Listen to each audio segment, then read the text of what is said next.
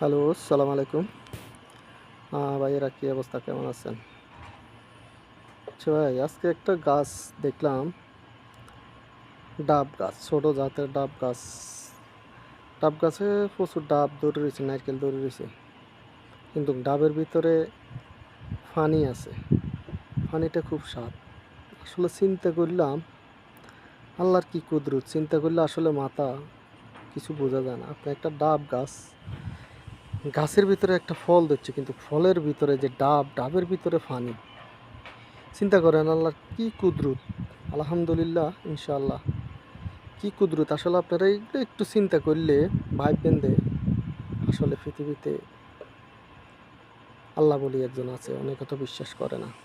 চিন্তা করেন একটা ডাব, ভিতরে পানিটা থেকে আসে? একটা গাছে একটা ফল ফুটে, গাছের থেকে একটা ফল হয়, বড় হয়, ওখানে পানি হয়, আর নারকেলও হয়।